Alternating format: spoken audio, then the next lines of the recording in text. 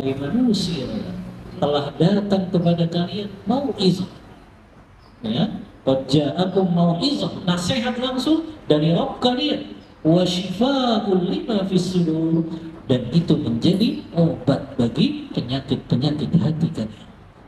Kan yang namanya di majelis ilmu pasti dibacakan Al-Qur'an kan, ya, dan kita akan berzikir, ingat ayat-ayat Allah Ta'ala. Maka ini ingat makhluk itu penyakit, ingat Allah itu obat dari segala penyakit jiwa-jiwa. Bismillahirrahmanirrahim. Assalamualaikum warahmatullahi wabarakatuh. Innal hamdalillah hamdan katsiran tayyiban mubarakan fi kama yuhibbu rabbuna wa yardah. Wa asyhadu an la ilaha illallah wahdahu la syarika lah wa asyhadu anna Muhammadan abduhu wa rasuluh.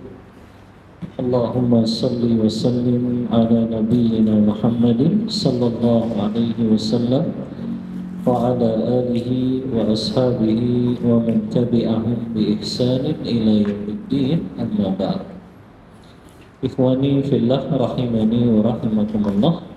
Alhamdulillah, di petang hari ini dengan izin dan pertolongan dari Allah kita bisa melanjutkan kembali kajian rutin kita, masih mengkaji kitab Awaiq Talabil Ilm, penghalang-penghalang, hambatan-hambatan yang menjadikan penuntut ilmu ilmunya tidak berkah dan tidak bermanfaat.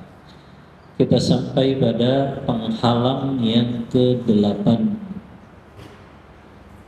Berkata pengarang kitab ini, Dr. Abdus Salam Barjas, qala al-muallif rahimahullahu ta'ala, al-aiqus thaminu, penghalang yang ke-8, dunuwul himmati, lemahnya semangat dalam mencari ilmu.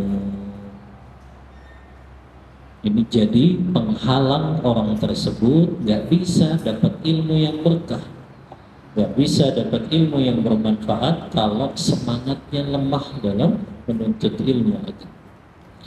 Kita lihat kata beliau, qala al-muallif rahimahullah, Dr. Abdus Salam Barjas, nara baina sufufi talabatil ilmi unasan yamtalikuna mawahiba jalilah wa qudrat hailah tu'ahiluhum lizza'amatil ilmiyah illa andanau himmatahum yamhaqu mawahibahum wa yuzila baha'a nubudhihim. Kata beliau, kita melihat di antara barisan para penuntut ilmu, di antara mereka ada orang-orang yang punya keunggulan yang begitu tinggi, kemampuan yang mengagumkan, yang kemampuan dan keunggulan tersebut mereka miliki di dalam kecerdasan yang ada di akal dan pikiran mereka. Artinya mereka ini cerdas, kalau menghafal mudah, kalau pahami sesuatu juga cepat, tapi sayang mereka lemah semangatnya di dalam menuntut ilmu agama. Ya, kita lihat ada kan penuntut ilmu yang begitu, padahal cerdas otaknya gitu. Kalau ngafal cepat sekali, kalau memahami juga cepat, tapi dia justru lemah semangatnya dalam menuntut ilmu agama. Apa kata beliau? Yamhaqu mawahibahum, yang tadinya orang ini cerdas, ya, yang tadinya orang ini dia memiliki kepintaran dan juga keunggulan yang mengagumkan, itu bisa menjadi sebab apa yang dia miliki diambil oleh Allah Ta'ala. Karena kata beliau itu sama dengan dia tidak mensyukuri nikmat yang Allah berikan. Ya, wa ya'nifuna minal qira'ah wal mutalah, Dia enggan untuk membaca dan juga mengkaji kitab-kitab para ulama. Wa yatashaghaluna 'anit talabi wat tahsil. Dia justru sibuk dengan perkara-perkara yang lain dan dia tinggalkan menuntut ilmu tersebut. Wa haula sur'anu ma tanza'u milkiyatu qudratihim. Orang-orang yang seperti itu akan Allah cabut keunggulan dan kemampuan yang mereka miliki, wa tasallaba barakatu awqatihim, dan Allah akan hilangkan keberkahan dalam waktu-waktu mereka. Kenapa? Dzalika bi anna kufran nikmati muadzdzinun bi rahiliha kama anna syukraha muadzdzinun bi mazidiha. Karena sebagaimana kaidah yang berlaku, apabila seseorang kufur terhadap nikmat, Allah akan cabut nikmat tersebut darinya. Sebaliknya, kalau dia syukuri nikmat tersebut, maka Allah akan tambah kenikmatannya. Jadi Allah sudah kasih nikmat nih, otak yang cerdas, mudah menghafal, mudah memahami, memiliki keunggulan. Tapi dia kufur, dia nggak gunakan itu menuntut ilmu agama, maka itu yang menjadi sebab Allah cabut kenikmatan tersebut. Dalilnya firman Allah dalam surah Ibrahim ayat yang ke-6, la in syakartum la azidannakum wa la in kafartum inna adabi lasyadid. Apabila kalian mensyukuri nikmat-nikmatku, akan aku tambah kepada kalian. Tapi sebaliknya, kalau kalian kufur kepada nikmat-nikmat yang aku berikan, maka azabku sangatlah pedih. Jadi harusnya bersyukur orang yang punya akal kecerdasan, orang yang diberikan Allah kesehatan, dia gunakan kesehatan tersebut dalam ketaatan kepada Allah, maka itu bagian dari syukurnya. Tapi dia punya kesehatan, akal yang cerdas, dia nggak gunakan dalam menuntut ilmu agama ini, maka ada saatnya Allah cabut nikmat yang Allah berikan tersebut. Qala al-Farra, berkata al-Imam al-Farra rahimahullahu ta'ala. Ini salah seorang ulama nahwu, ulama gramatikal bahasa Arab, ya. Sampai ada perkataan beliau yang terkenal, ya, yang beliau berkata, wa ana amutu ufakkiru baina hatta. Ketika aku akan meninggal dunia, aku masih memikirkan tentang sebuah huruf, yaitu huruf hatta. Apakah dia mengkasrohkan fi'il setelahnya atau dia menfathahkan fi'il setelahnya. Ulama sampai mau wafat saja dia masih mikirnya tentang ilmu, ya, sampai menjelang kematiannya, ya. Beliau berkata, la arhamu ahadan ka rahmati li rajulaini. Aku tidak mengasihani seseorang seperti rasa kasihanku seperti dua orang, atau kepada dua orang. Siapa itu yang dikasihani Al-Farra? Dua orang tersebut. Yang pertama, rajulun yatlubul ilma wala fahma lahu. Orang yang dia menuntut ilmu tapi dia nggak faham dengan ilmu yang ia pelajari. Ini yang pertama yang dikasihani oleh Al-Farra. Sudah nggak faham, dia diam saja lagi, ya. Maka ini orang yang dikasihani. Yang kedua, rajulun yafhamu wala yatlubuhu. Orang yang dia sebetulnya mudah untuk memahami ilmu agama, tapi dia nggak mau menuntut ilmu agama tersebut. Ini dua orang yang dikasihani oleh Al-Farra, ya. Yang pertama, orang dia nuntut ilmu tapi dia nggak paham dan dia diam ketika dia nggak paham terhadap ilmu agama tersebut. Yang kedua, orang yang sebetulnya cepat pemahamannya kepada ilmu agama tapi dia nggak rajin untuk menuntut ilmu agama. Kemudian kata beliau, wa inni la a'jabu mimman fi wus'ihi an yatlubal ilma wa la yata'allama. Kata beliau, sungguh aku heran kepada seseorang yang diberikan kemampuan oleh Allah, kemampuan memiliki waktu luang, kemampuan memiliki sarana transportasi, kemampuan diberikan akal yang sehat, tapi dia justru gak mau menuntut ilmu dan tidak mau mempelajari ilmu agama. Ini orang yang dikasihani oleh Al-Farah. Karena kenapa? Orang kalau dia sudah gak mau nuntut ilmu agama, itu termasuk orang yang dibenci oleh Allah Ta'ala. Kalau orang tersebut sudah dibenci oleh Allah, hidupnya sengsara. Dan Rasulullah bersabda, innallaha yubghidu alimad dunya wa jahilil ilmil akhirah. Rasulullah mengatakan, sesungguhnya Allah membenci orang yang dia pintar ilmu dunia saja, tapi dia jahil, bodoh dalam ilmu agama. Yang sederhana-sederhana saja dia nggak mau belajar. Tata cara wudhu sesuai sunnah Rasulullah, tata cara mandi junub yang sesuai dengan sunnah Rasulullah. Subhanallah.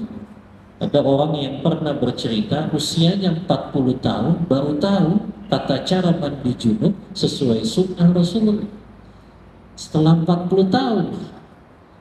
Berarti selama ini dia junub, gimana mandinya? Ya, itu kan perkara yang wajib dia pelajari. Ya, dia harus tahu itu tata cara mandi junub sesuai sunnah Rasulullah. Karena kalau dia dalam keadaan junub, mandi junubnya tidak sah, otomatis sholat-sholatnya juga tidak sah. Mandi junubnya tidak sah. Padahal itu adalah syarat sahnya sholat. Suci dari hadas kecil, suci dari hadas besar. Ini kaum muslimin di Indonesia kan nggak memikirkan itu. Ya, mereka kebanyakan hanya memprioritaskan kehidupan dunia, akhirnya perkara-perkara remeh seperti ini mereka tinggalkan. Mandi junub sesuai sunnah Rasulullah, berwudu sesuai sunnah Rasulullah, sholatnya sesuai sifat yang dijelaskan oleh Rasulullah. Maka ini semua harusnya kita pelajari, ya. Dan ini menjadi fondasi dasar seorang muslim. Dia belajar tentang perkara akidah yang bisa membatalkan keimanannya. Dia belajar tentang akidah, macam-macam kesyirikan. Karena syirik itu bisa menghapuskan dan membatalkan semua amal-amalnya. Tapi selama ini kaum muslimin banyak yang meninggalkan perkara-perkara menuntut ilmu agama tersebut. Ya, padahal ini perkara penting. Ya, kalau ilmu dunia kan selesai, kita meninggal dunia sudah. Tapi ilmu akhirat yang kita pelajari, apalagi itu dimanfaatkan, akan terus mengalirkan pahala kepada kita di akhirat nanti.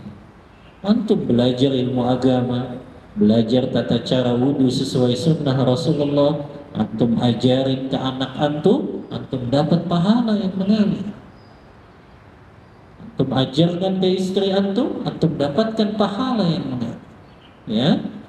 Tapi seseorang, ya, dia nggak punya ilmu agama, terus apa yang mau dia ajarkan kepada anak dan istrinya setelah dia meninggal? Dia nggak punya pahala yang bisa mengalirkan untuknya. Ya, makanya menjadi orang yang dibenci oleh Allah. Dia cerdas dalam ilmu dunia, tapi dia jahil dalam ilmu akhiratnya. Qala Abul Farah Ibnul Jauzi rahimahullah, berkata Al-Imam Ibnul Jauzi, semoga Allah senantiasa merahmati beliau, ta'liqan ala qawli Abu Thayyib Al-Mutanabbi, ketika beliau mengomentari bait syair yang diucapkan oleh Abu Thayyib Al-Mutanabbi. Abu Thayyib Al-Mutanabbi pernah mengucapkan sebuah syair yang beliau berkata, walam ara fi uyubin nasi aiban kanaksil qadirina ala tamam. Aku tidak pernah melihat seburuk-buruk aib yang ada pada manusia kecuali orang tersebut memiliki kemampuan untuk meraih sesuatu tapi dia tidak mau untuk mencapainya. Jadi itu aib yang paling buruk. Orang ini punya kecerdasan, punya kemampuan, waktu luang, fasilitas untuk menuntut ilmu agama, tapi dia nggak mau raih ilmu agama tersebut. Itu termasuk aib yang paling buruk di antara manusia. Padahal kan ilmu agama ini yang menjadi sebab kebahagiaan kita dunia dan akhirat. Ya. Di antara sebab yang menjadikan hati kita ini bahagia kan diantaranya adalah menuntut ilmu agama. Kenapa? Karena ketika kita menuntut ilmu agama, di situ kita akan mengingat Allah Ta'ala. Yang kata Allah, alladzina amanu wa tatma'innu qulubuhum bi dzikrillah ala bi dzikrillahi tatma'innul qulub. Bukankah dengan mengingat Allah hati kita jadi tenang? Bukankah dengan mengingat Allah hati kita jadi sejuk? Ya, kita bersyukur ikhwan, Allah jadikan kebahagiaan itu sebetulnya ada pada diri kita sendiri. Allah nggak jadikan kebahagiaan kita terletak pada harta kita, kan? Allah nggak jadikan kebahagiaan kita terletak pada barang-barang mewah kita. Allah nggak letakkan kebahagiaan ada pada orang lain, baru kita bisa bahagia. Tapi Allah letakkan kebahagiaan di mana?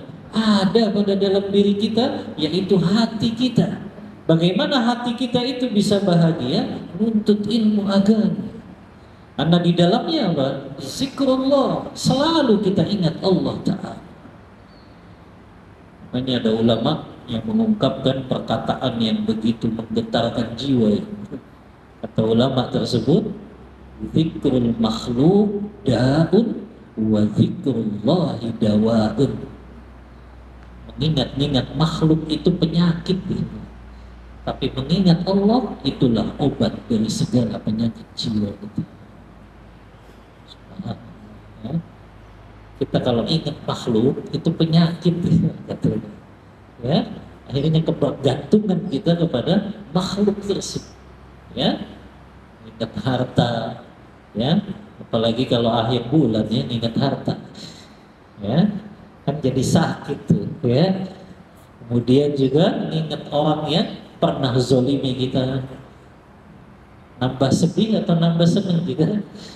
Jadi orang pernah zolim sama saya, pernah ngerendahin saya, pernah jatuhin saya. Lihat, zikrul makhluk itu penyakit, ya, menjadikan dada kita semakin sempit. Tapi kita ingat Allah, zikir kepada Allah, itulah obat dari penyakit-penyakit jiwa kita. Itulah kenapa Allah mengatakan, ya ayyuhan nas qad ja'atkum mau'izatun min rabbikum wa shifaa'un lima fis sudur. Allah mengatakan, wahai manusia, telah datang kepada kalian mau'izah, ya, qad ja'akum mau'izah, nasihat langsung dari Rabb kalian, wa shifaa'un lima fis sudur, dan itu menjadi obat bagi penyakit-penyakit hati kalian. Kan yang namanya di majelis ilmu pasti dibacakan Al-Qur'anul Karim, ya, yang kita akan berzikir, ingat ayat-ayat Allah Ta'ala. Maka ini ingat makhluk itu penyakit, ingat Allah itu obat dari segala penyakit jiwa-jiwa kita, ya. Makanya sungguh aib, ya, yang sangat besar kalau manusia itu mampu untuk meraih sesuatu dan itu baik menurut syar'i, di antaranya ilmu agama, tapi dia tidak mau meraihnya. Ya. Kemudian kata Dr. Abdus Salam Barjas, yang bagi lil akili ayyantahiya ila ghayatin ma yumkinuhu. Falau kana yatasawwar lil adamiyyi su'udus samawat la ra'aita man min akbahan naqais ridahu bil ard. Selayaknya bagi orang yang berakal untuk mencapai tujuan yang mungkin untuk dia capai. Bahkan kata beliau, seandainya manusia itu bisa untuk naik ke langit, artinya bisa dia capai itu untuk menuju ke langit, maka sungguh orang yang paling jelek di antara manusia tersebut yang dia itu gak mau berusaha untuk naik ke langit, dan dia itu berada di muka bumi saja. Maknanya ini orang yang gak punya semangat, gak mau berusaha, gak mau berikhtiar. Dia pasrah dan ridho saja dengan dia gak mau berusaha. Maka ini tercela. Ada orang yang dia tahu dirinya itu kan bodoh dalam hal ilmu agama, tapi dia pasrah, udahlah saya mau begini aja. Ya, dia nggak mau berusaha untuk bisa mencari ilmu agama tersebut yang itu menjadi sebab kebahagiaan dunia dan akhirat. Maka ini orang ya yang kebangetan nih, sudah dikaruniai akal, ya sudah dikaruniai kesehatan, tapi dia nggak mau mencapai hal yang mungkin untuk dia capai tersebut. Bahkan kata beliau, walau kanatin nubuwatu tuhsalu bil ijtihad ra'aitul muqassira fi tahsiliha fi khadidin. Kalau seandainya kenabian itu bisa diraih dengan perjuangan, kata beliau, sungguh aku melihat orang yang lalai gak mau mencapai itu adalah orang yang derajatnya rendah sekali. Subhanallah, kita ini harus punya cita-cita yang tinggi, khususnya cita-cita yang berkaitan dengan akhirat kita. Jadi jangan sampai kita diberikan akal yang sehat, cepat memahami, mudah menghafal, tapi nggak memanfaatkan itu. Rasulullah di antara hadis Bukhari Muslim kan mengatakan, idza sa'altallaha fas'alul jannatal firdaus. Kan begitu kan? Kalau kalian minta kepada Allah, jangan nanggung-nanggung mintanya. Kita disuruh minta apa? Surga firdaus yang tinggi. Maknanya gantungkan memang cita-cita kita kalau untuk kehidupan akhirat itu tinggi standarnya, ikhwan. Jangan sebaliknya, hidup dunia pengennya standarnya tinggi. Kalau urusan akhirat nggak apa-apalah, saya ngemper di surga saja. Subhanallah. Harusnya cita-citanya yang tinggi, surga firdaus, surganya para nabi dan rasul. Ya. Ini kan motivasi sebetulnya bagi kita. Kalau untuk meraih cita-cita akhirat, pasang target yang tinggi. Ya, jangan justru pasang targetnya yang rendah. Ini salah, ya. Justru untuk dunia, para ulama dahulu, para ulama salaf, mereka itu targetnya nggak muluk-muluk kalau untuk dunia. Cukup kebutuhan mereka untuk diri dan keluarga mereka, udah cukup. Selain itu, mereka sibukkan dengan meraih cita-cita akhirat mereka. Mereka nuntut ilmu agama, berbulan-bulan melakukan perjalanan, bertahun-tahun melakukan perjalanan. Imam Nawawi bahkan dalam sehari beliau mempelajari 12 disiplin ilmu. Satu hari 12 disiplin ilmu. Ya. Anak-anak kita sekarang paling mereka belajar SMA berapa mata pelajaran? Paling maksimal 7 mata pelajaran. Imam Nawawi sehari semalam 12 disiplin ilmu yang beliau pelajari.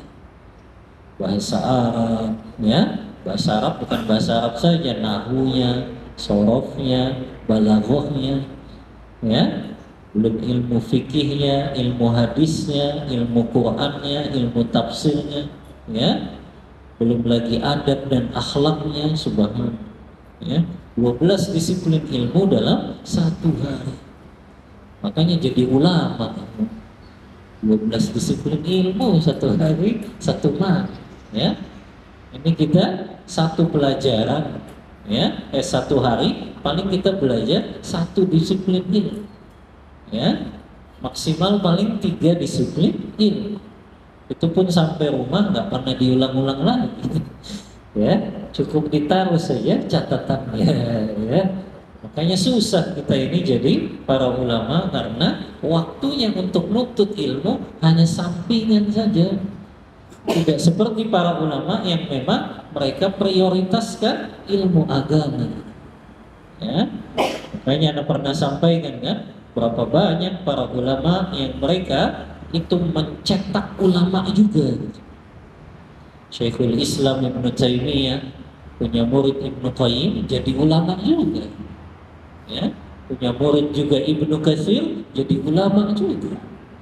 Karena mereka didik, ya, murid-murid mereka tadi dengan betul-betul disiplin dalam mempelajari ilmu agama tersebut. Akhirnya betul-betul mereka menjadi ulama yang bermanfaat ilmunya. Bahkan ilmu yang mereka amalkan tersebut, mereka sampaikan, bisa mengalirkan pahala kepada mereka sampai hari kiamat.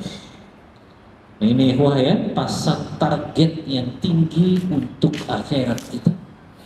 Ya, kita padahal sudah sering diberitahukan para asatidzah keutamaan menuntut ilmu agama ini, tapi tadi kita sering terbawa oleh hawa nafsu kita, akhirnya kurang semangat dalam menuntut ilmu agama. Padahal kata Imam Ahmad kan, beliau berkata, talabul ilmi la ya'diluhu syai'un in sahhat niyatuhu. Menuntut ilmu gak ada yang bisa menandingi pahalanya apabila benar niatnya. Begitu juga Imam Syafi'i mengatakan, talabul ilmi afdalu min salatin nafilah. Menuntut ilmu agama lebih utama daripada salat-salat sunnah. Begitu juga Imam Hasan al-Basri berkata, seorang tabi'in, babun minal ilmi yata'allamuhu rajulu khairun lahu minad dunya wa ma fiha. Satu bab ilmu yang dipelajari seseorang itu lebih baik daripada dunia dan seisinya. Ini kan untayan-untayan kalimat ulama yang sudah sering kita dengar. Tapi tadi kita seringnya malah melalaikan dalam menuntut ilmu agama. Akhirnya kita jadikan menuntut ilmu agama ini sampingan saja. Padahal harusnya dia prioritas utama yang kita dahulukan. Kemudian kata beliau, wasiratul jamilah indal hukama. Perjalanan yang sangat indah dari para ulama. Ulama itu hukama juga disebutnya. Khurujun nafsi ila ghayati kamalihal mumkin laha fil ilmi wal amali.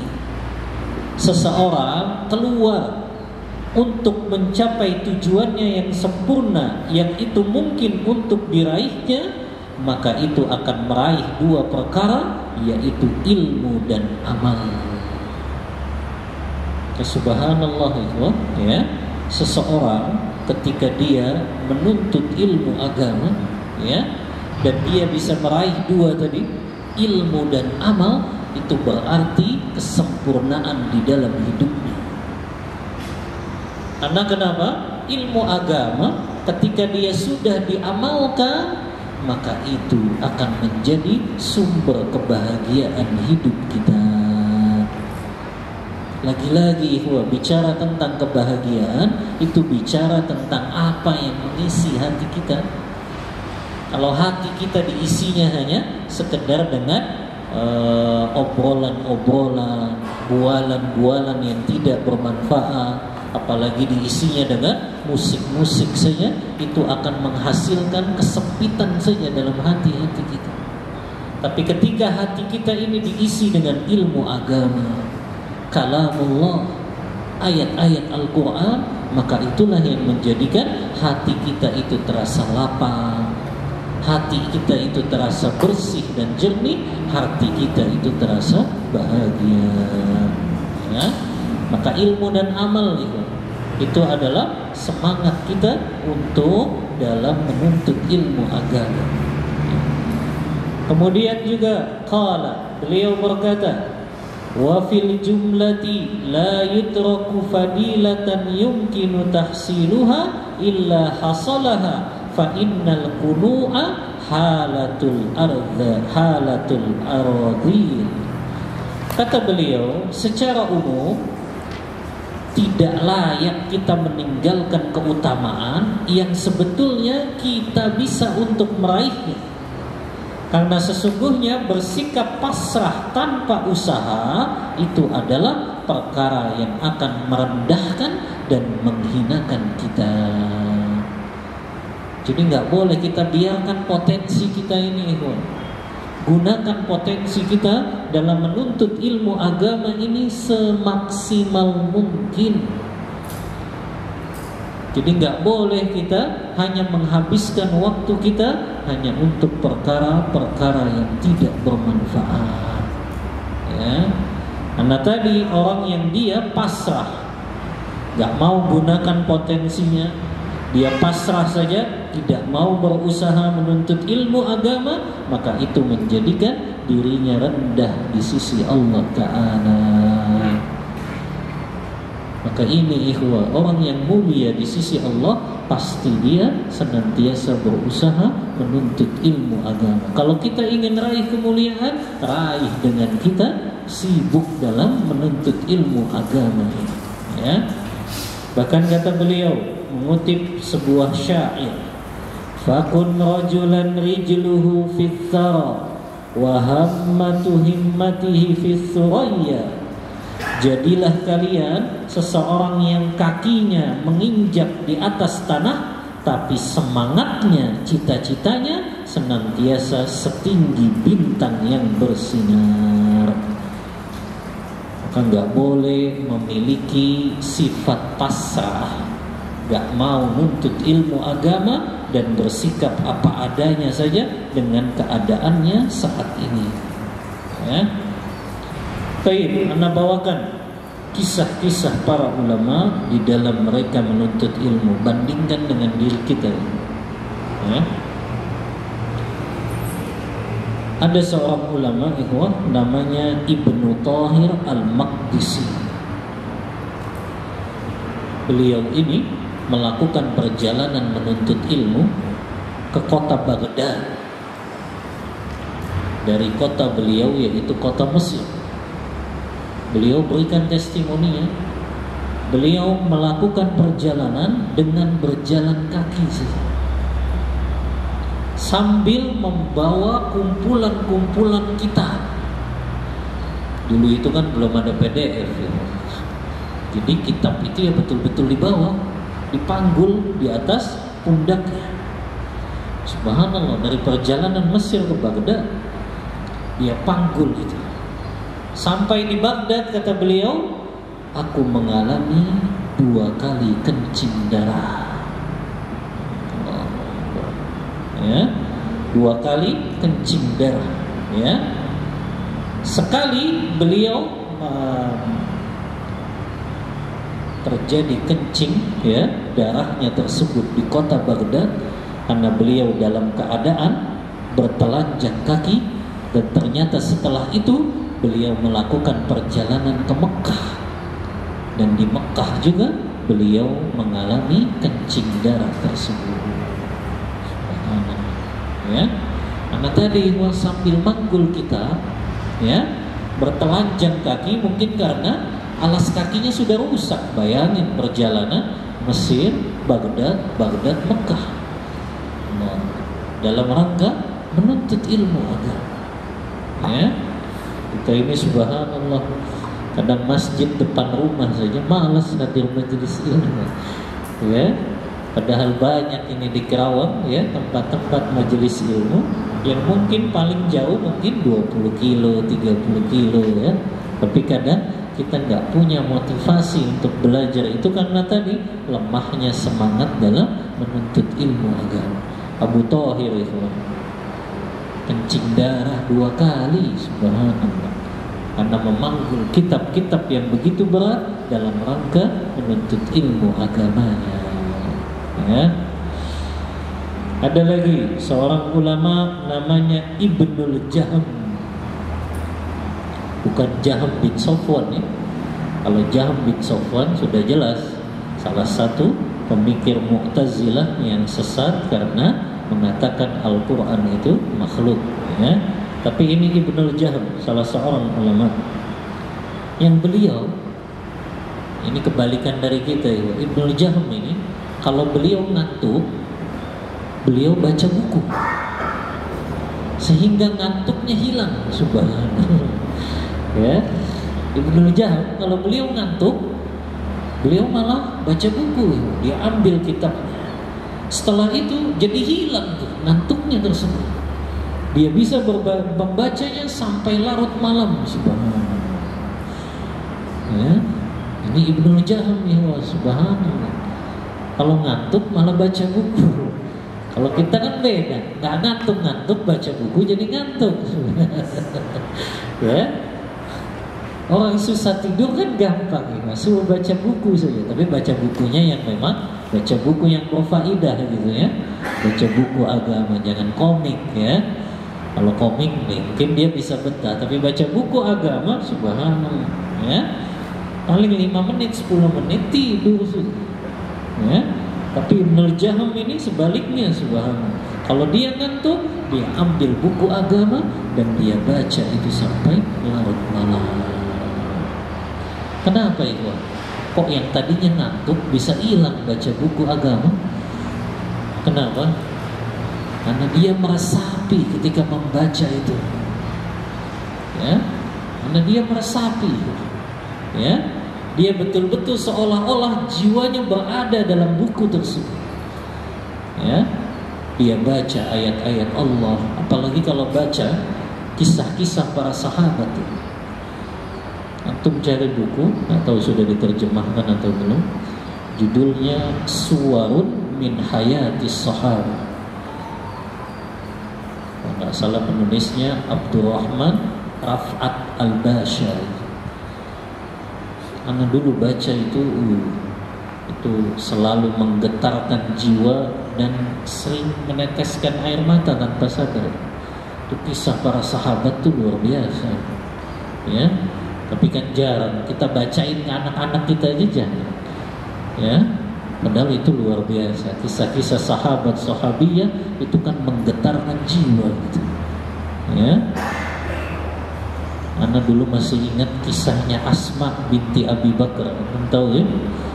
Anaknya Abu Bakar As-Siddiq itu, ya, yang beliau orang yang menolong Rasulullah ketika Rasulullah berada di mana? Di Gua Sur dalam perjalanan hijrah dari Mekah ke Madinah. 3 hari 3 malam kan Rasulullah bersembunyi di Gua Sur. Siapa yang bawain makanan kepada Rasulullah dan Abu Bakar? Asma binti Abi Bakar. Antum yang pernah haji dan umroh pernah lihat itu terjalnya bukit Gua Sur. Dan antum tahu Asma binti Abi Bakar membawakan makanan ke Gua Sur tersebut dalam keadaan hamil 8 bulan. Hamil 8 bulan,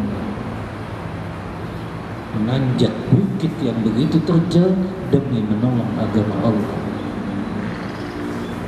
Antum tanya istri antum hamil 8 bulan itu kayak apa?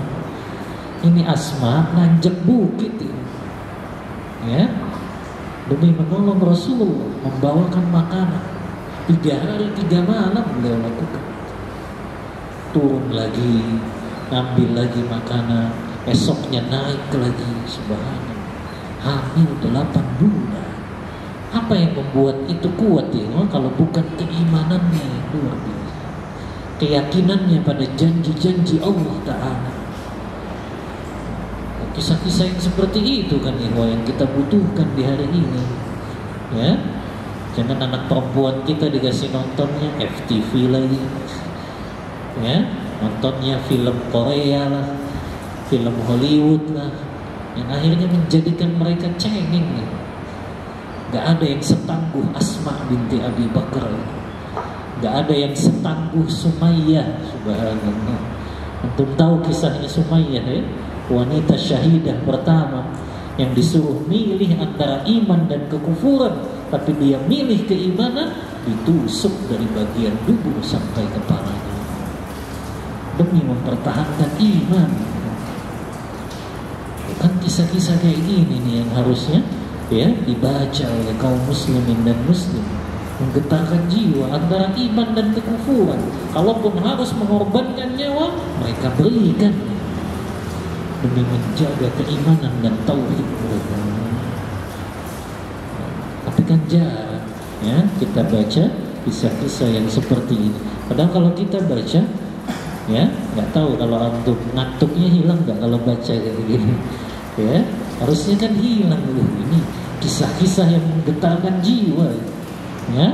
Yang coba antum cari itu kitabnya, antum baca, antum bisa ceritakan ke anak-anak antum ya, supaya betul-betul ya anak-anak kita ini mengenal itu sahabat dan sahabiah Rasulullah yang begitu kuat jiwa mereka dan keimanan mereka hasil didikannya Rasulullah Sallallahu Alaihi Wasallam ya. Nah itu Ibnu Jahal, kalau beliau baca kitab beliau resapi itu, makanya hilang ngantuknya terus ya. Nah ini diantara dalil juga para ulama kalau mereka membaca kitab itu mereka menikmati itu. Bagaimana mereka nggak menikmati gitu? Apalagi kalau yang mereka tentang kalau yang mereka baca tentang kenikmatan surga. Apalagi yang mereka baca apa? Biografi para ulama salaf terdahulu, akhlak-akhlak mereka, adab-adab mereka, ibadah-ibadah mereka. Oh, apalagi bicara ibadah ya, jauh kita dari ibadahnya para ulama salaf terdahulu, jauh dari keikhlasan mereka ya di dalam melakukan ibadah.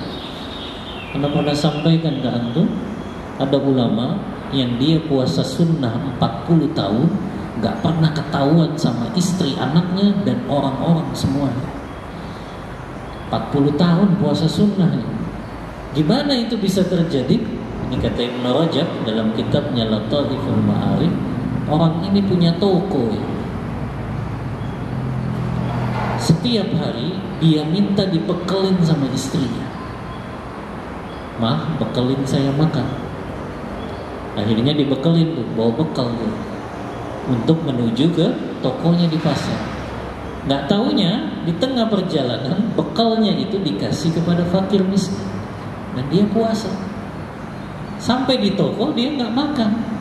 Orang-orang di toko ngira ini orang sudah sarapan di rumahnya, istrinya ngira ini suaminya makan di tokonya. 40 tahun dia puasa sunnah, nggak ada yang tahu kecuali dia dengan Allah. Allahu Akbar. Ya. Kalau kita kan enggak ya.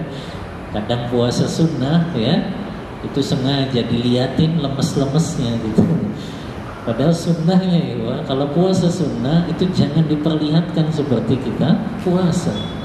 Itu sunnahnya. Para ulama salaf terdahulu kalau mereka puasa sunnah, kata Ibnu Rajab, mereka justru penampilannya seperti orang yang nggak puasa, pakai minyak rambut, seger, fresh kelihatannya gitu ya. Sampai di tokonya mereka bekerja biasa saja ya. Tapi kalau kita dilihatin tuh lemes-lemesnya ya, lagi puasa ya, iya kan lagi lemes ini ya. Tapi ulama salaf terdahulu nggak ada kayak gitu ya. Bahkan mereka sengaja membasahi bibir mereka supaya nggak kelihatan kalau mereka berpuasa. Kisah-kisah seperti itu ya, yang akhirnya menjadikan para ulama betah kalau baca kisah-kisah para ulama salaf terdahulu. Bayangin 40 tahun nih puasa nggak ada yang tahu, ya, istri anaknya nggak tahu, teman-teman kerja sekitar tokonya nggak tahu, demi menjaga keikhlasan.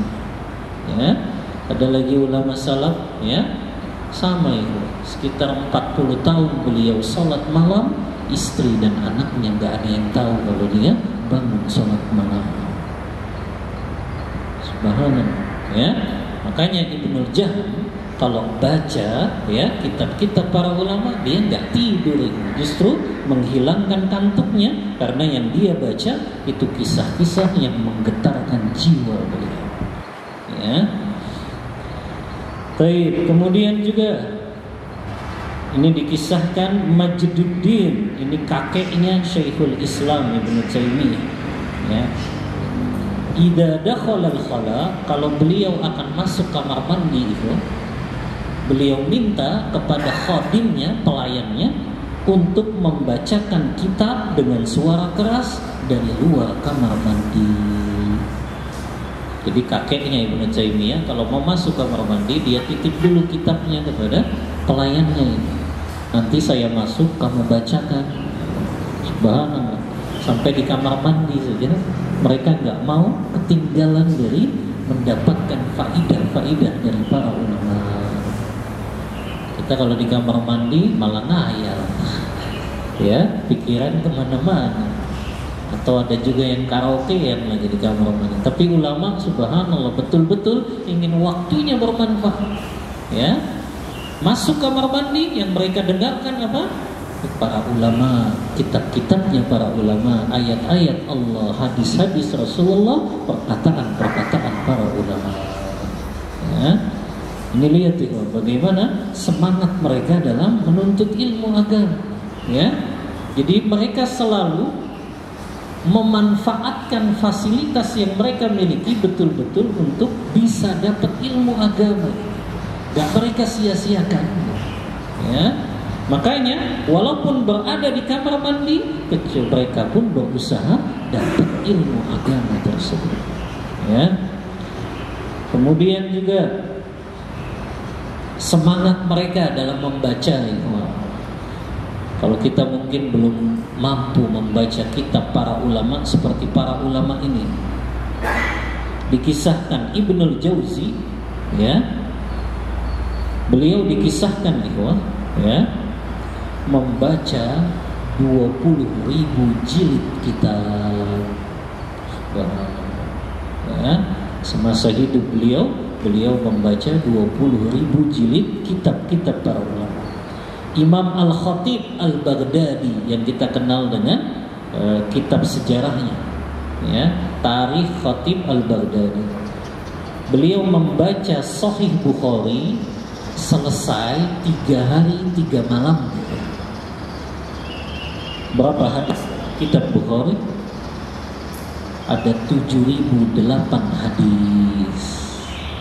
Selesai dari hadis pertama sampai hadis terakhir 3 hari 3 malam. Berarti 1 hari berapa hadis? 7.008 hadis Sahih Bukhari selesai 3 hari 3 malam. Berapa hadis berarti 1 hari? 2.336 hadis. Beliau baca 1 hari 1 malam. Kita ini kitab tipis saja. Berapa halaman ini? 104 halaman. Ya. Udah berapa bulan kita belum selesai. Ya. Ulama Sahih Bukhari 7.008 hadis 3 hari 3 malam selesai. Allah. Ya. Maka semangat mereka ini beda dengan semangat kita dalam menuntut ilmu agama. Ya. Kita kalau hari libur juga senangnya jalan-jalan. Ya. Beda kan dengan para ulama. Sebetulnya kan yang membedakan responnya saja itu. Di dalam memanfaatkan waktu. Ulama kan juga manusia. Mereka makan, kita juga makan. Mereka minum, kita juga minum. mereka capek dan lelah, kita juga capek dan lelah. Ya, mereka kadang bosan dan jenuh, kita juga bosan dan jenuh. Tapi yang membedakan apa? Responnya kan terhadap itu semua. Ya, ulama ketika capek, ya, mereka paling istirahatnya sebentar. Setelah itu mereka kembali lagi menuntut ilmu agama. Kan responnya saja yang membedakan. Ya, mereka ketika jenuhnya mereka tidak berlarut-larut, tapi hanya sebentar saja refreshingnya, kemudian mereka kembali menuntut ilmu agama. Karena mereka tahu ini adalah sumber kebahagiaan dunia dan akhirat, dan cara kita meraih kedudukan yang mulia di sisi Allah Ta'ala. Nah, ini kan yang membedakan kita dan ulama, responnya saja. Sama kok, mereka makannya juga makan seperti kita, ya. Hanya mungkin bedanya ulama itu kalau makan nggak lama-lama. Bahkan ada ulama yang dia lebih milih makannya kue saja, kue yang sudah kering lagi, ya, biar gampang dikunyahnya. Setelah itu kembali lagi baca buku. Kalau kita sudah baca bukunya sedikit, giliran makan lama banget ngobrol, ya. Ulama mempersingkat yang seperti itu karena mereka lebih tahu prioritasnya. Ya. Maka ini diantara kisah-kisah para ulama kita dalam menuntut ilmu agama. Anda bacakan lagi, Ikhwan. Al-Hafiz Al-Iraqi, beliau menyelesaikan membaca Musnad Imam Ahmad, ya, itu dalam 30 pertemuan saja. Artinya dalam 30 majelis. Mereka punya majelis, tapi 30 kali majelis selesai itu satu kitab Musnad Imam Ahmad. Yang ternyata Musnad Imam Ahmad isinya 26.363 hadis. Selesai dalam waktu 30 pertemuan saja. Subhanallah. Berarti satu pertemuan berapa tuh? 878 hadis yang dipelajari dalam satu kali pertemuan. Subhanallah. Ya. Ulama tuh Masya Allah, ya. Allah berikan kecerdasan, Allah berikan kemampuan dan waktu yang luang, maka mereka memanfaatkan dalam menuntut ilmu agama. Ya. Begitu juga Syekh Albani, kan, yang sering diceritakan para asatidz, beliau menghabiskan waktu dalam satu hari 12 jam baca buku di perpustakaan. 12 jam itu, ya. Masuk pagi jam 8, berarti keluar jam berapa? 12 jam berapa? Masuk pagi jam 8, Hah? Jam 8 malam baru keluar. Paling mungkin beliau keluarnya sholat saja, sholat berjamaah masuk lagi, sholat berjamaah masuk, ya. Dan itu beliau lakukan, ya, setiap hari 12 jam membaca kitab-kitab para ulama. Makanya keluarlah karya-karya beliau yang luar biasa. Beliau mampu mentakhrij Sunan Abi Dawud, Sunan At-Tirmidzi, Sunan Ibnu Majah, Sunan An-Nasa'i.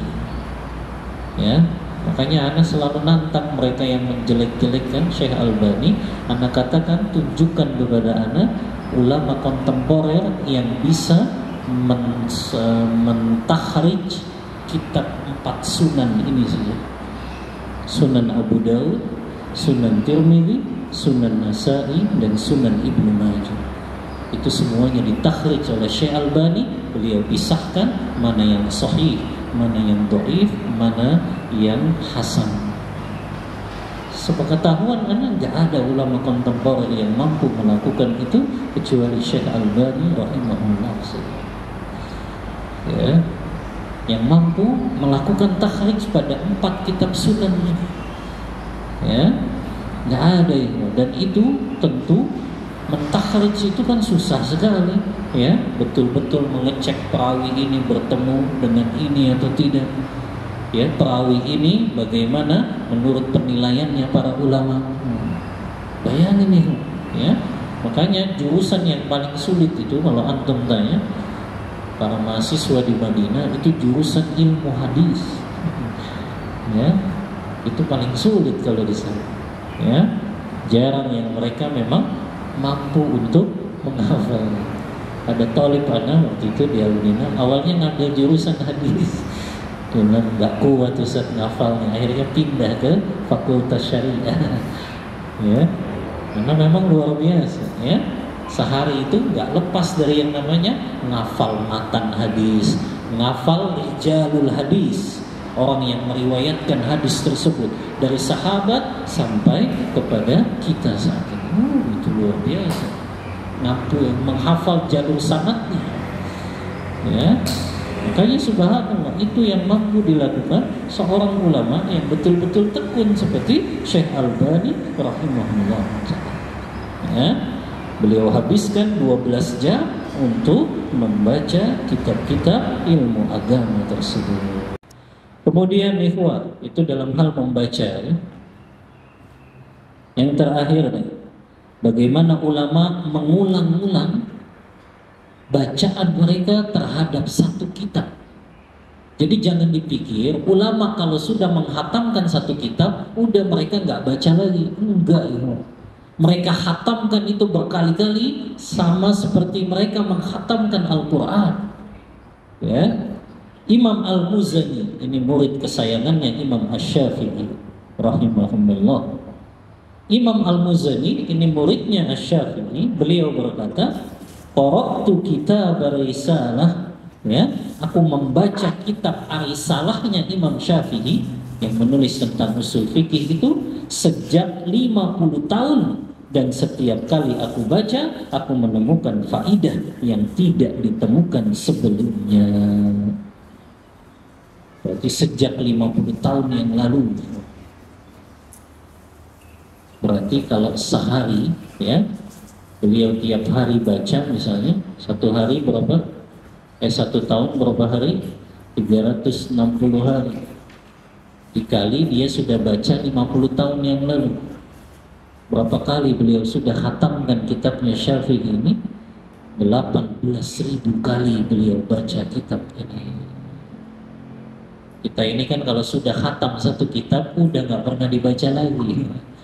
Ya, Anda sering gitu, ya. Anda di beberapa majelis sudah khatam hadis arba'in, ya, sudah khatam juga beberapa kitab At-Tibyan fi Adabi Hamalatil Quran.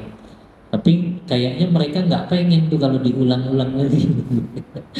Ya, padahal ulama itu ngulang-ulang lagi, ya. Walaupun sudah selesai, tapi mereka ngulang-ngulang lagi itu, dan mereka akan dapatkan faidah-faidah yang baru.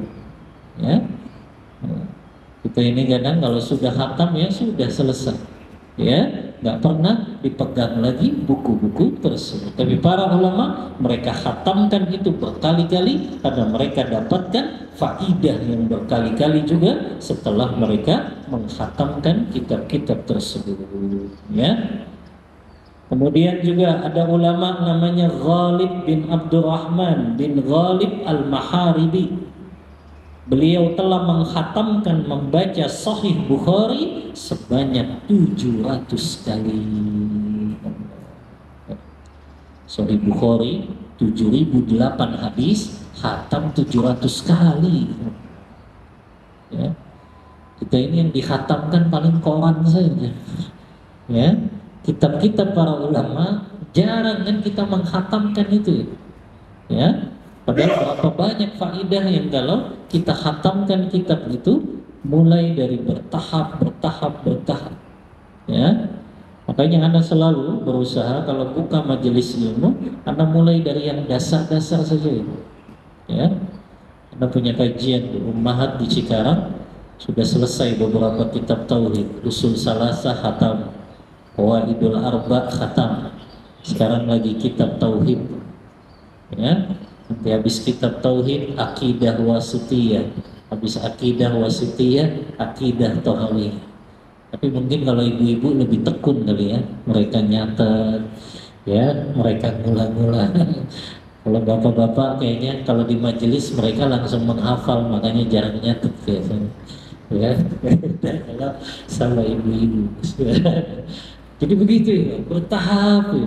Itu nikmat rasanya. Kita menghatamkan dari yang paling dasar sampai nanti yang paling puncaknya. Hadis kan juga begitu. Dimulai dari hadis arba'in dulu, sudah hatam nanti belajar umdatul ahkam. Setelah hatam umdatul ahkam baru belajar bulughul maram. Berarti itu bertahap ya. Dan faidahnya pasti banyak ketika kita menuntut ilmunya secara bertahap seperti itu. Sudah azan. Baik, kita cukupkan ya untuk materi kita pada hari ini. Wallahu ta'ala a'lam bis-shawab wa sallallahu ala nabiyyina Muhammadin wa ala alihi wa sahbihi wasallam.